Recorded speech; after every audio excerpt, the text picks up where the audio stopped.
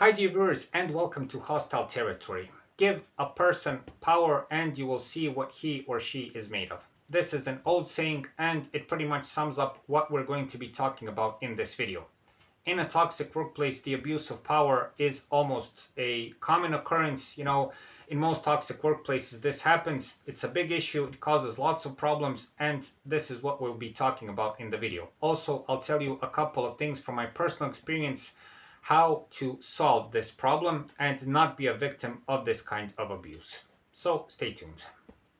Hostile territory.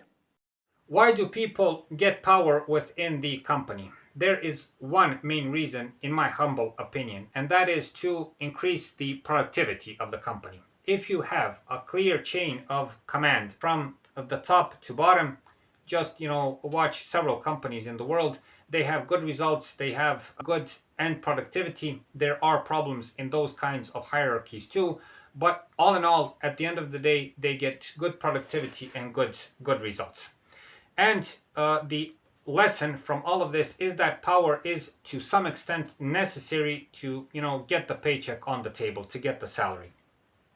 If you don't do this, there can be lots of confusion, there can be lots of mistakes and so on, which can cause a lot of problems. The problems begin when that good power, I'm going to call it that way, stops to become good and starts to become bad. And there's a thin line between this. When does this happen? Well, when that person who gets that kind of power starts thinking for his or her own advantage instead of the advantage of the company. So they start using that power to subdue their coworkers, to use them for their own petty gains, and they stop thinking about the gain of the company. That is the reason why good becomes bad. It is because of a human characteristic that I seldom understand. That is to simply have this need to impose yourself to, I don't know, I guess it's some kind of ego trip or something like that, where simply you have this big rush from people obeying you. Instead of being a normal person and again using that power for productivity and for a good result for the company as a whole, use it for this, again, these petty gains. I would just like to mention this on this part, and I mentioned this in previous videos. The main way to make a difference between good and bad power, because this can sometimes be very confusing, sometimes that good power is a bit more harsh, it may hurt your feelings and emotions and so on, but it is in fact good in the long run. You should judge the difference between good and bad power with the benefit it brings. So if you have a person that may be a bit more strict, maybe a bit more harsh, maybe sometimes even raise his or her voice, first make a judgment and see if there are benefits from it. If there are, try to let it be and see what happens. But if you see a person that uses his or her power only to yell around, to solve their own inner problems, to be some sort of despot in the workplace, then know that you're going to have a big problem and that you have to solve it as soon as possible. One more thing I would like to mention about the abuse of power, and that is it can produce within companies lower results, lower productivity, a serious fall in the morale of the company, and it can cause a huge turnover rate. There are other things, but this is very characteristical for what the abuse of power produces. Now, just like I said in my video about middlemen in the company and what a menace they present, the abuse of power is also something that is not addressed properly within the company. At least from what I've seen, in toxic workplaces, especially human relations, head management, and these higher echelons of power within the company don't want to address this factor, although it affects the, I don't know, for instance, the productivity, which is the key factor in the workplace, in the company. Seldom do they address this, seldom do they solve this, so it just seems to go on for some kind of reason. Also, lots of toxic companies tend to choose these kinds of people that have these power ego trips, and they just let them be there, although they're causing damage. The most common signs that a person is abusing power is, and this is I think the number one reason and the most common characteristic, and that is the inappropriate use of power. So if you see your boss, manager, your coworker perhaps using the company car to their own benefits, using the company resources to their own benefits, using the company money to pay themselves or their family, friends, or whatever, lunches, dinners, breakfasts, to pay for gas or something else. If you see that these people are always late for work, if you see that they go always early from work, if you see that they can leave work whenever they want without any reasonable cause, then this is a big red alert that you have a problem.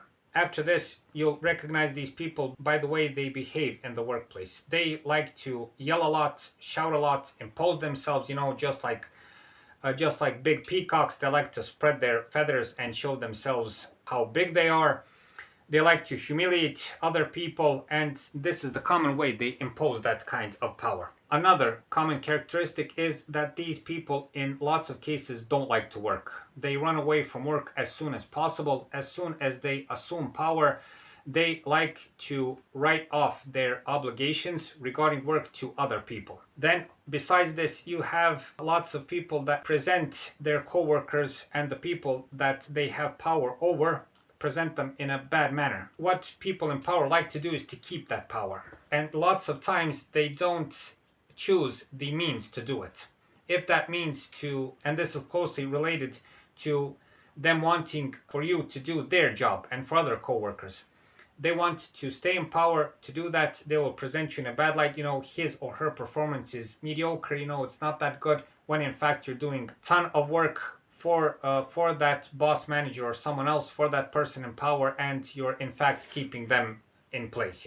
And the final sort of characteristic, which is very common, and that is despotism. I'm going to call it that way. Power grows onto a person. It is, if it's not controlled, it is like a disease. It grows onto a person, and it eventually, in my opinion, at least from what I've seen, I'll be talking about that in the next video, it causes a sort of distortion in the human personality. As the amount of power rises, so does the person's behavior change in a bad way.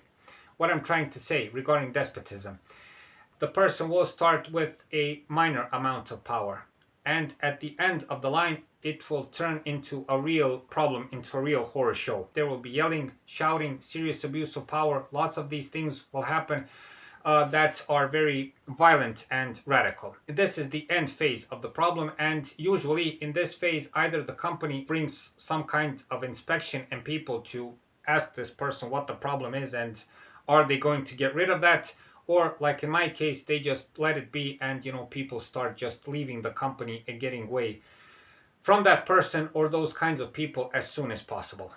So dear viewers, and this will be the end of this video, what can you do regarding the abuse of power? Well, in most companies, if you work in a good company, the head management and especially the human resources division will solve this on their own. They will see this on time. Companies have systems for this, and they will get rid of these people as soon as possible, especially when they see the lack of productivity, especially when they see a large turnover rate of employees, and so on. But in toxic workplaces, this is not the case. What you can do is to report this whole problem to the human relations within your company. But be very careful.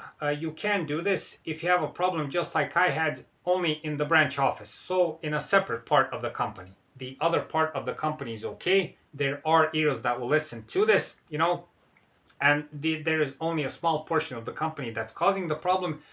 In that case, report the problem. Then they will try, possibly, at least inspect the problem.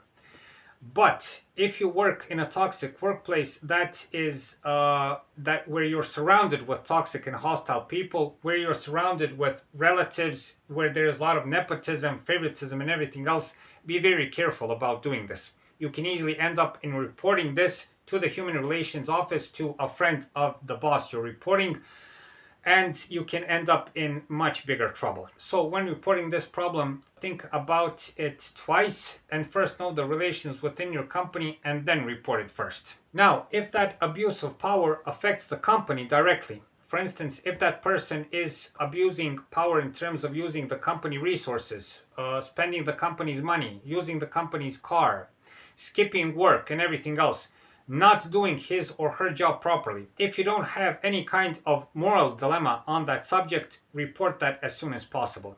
always remember that just like middlemen within the company, these people are a menace to the overall productivity. Especially do this if you're working in a good company, where the company is the fruit of someone else's labor, where people put a lot of effort of building it, where you receive your paycheck and put food on the table.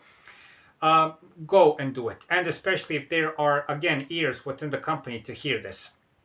By doing this, you may well save your workplace, you may well save other people's workplace. As I mentioned in the beginning of this video, the abuse of power can get so serious that your branch office, your division of the company, or the whole company may get closed, and you'll be left without a job. And finally, if you experience this abuse of power personally, for instance, that person wants to command you, wants to show their own power on you, and this is the worst case I witnessed. Get me coffee, get me cigarettes, get my jacket from the car.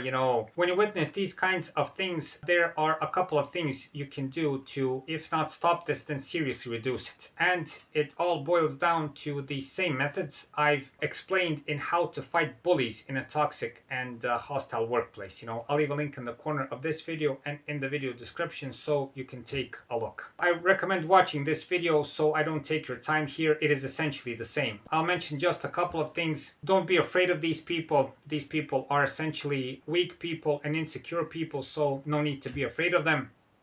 They are cowards in most cases. Stand up to them immediately when you sense this abuse of power. Use an intimidating and sharp tone. Don't be the nice guy. Rather be this guy who borderlines very angry, and use this kind of tone and stance. If you have the time and if you have the will, try talking to these people. Sometimes this helps, although this is very rare. People who like to abuse power are absolute people in most cases, so they don't need anyone's advice or opinion. But again, try to talk to them. You never know in what situation a person can be. All in all, it's not hard to stand up to these people. Again, they are very insecure and very afraid, and all of the drama and the charade has one important task, and that is to show you that their power is not to be questioned, not to be asked about, and not to be disputed. So, dear viewers, that's it for this time. I hope I didn't take too much of your time. Please like and subscribe. It's a huge help for the channel. Again, I hope this video helps you. All of these videos on this channel have one main purpose, and that is to help you get through tough times. If you're working in a toxic workplace, in a hostile environment, it's a bad place to be. All of these videos try to, if not prevent totally, but then to help you get through those times as intact as possible. Working for a prolonged period of time like I did in a toxic workplace can have serious consequences on your mental and physical health. It can have serious consequences in your future human relations. There's a lots of things to consider. Thank you for watching. Thank you for your time, and I hope I'll see you in the next video.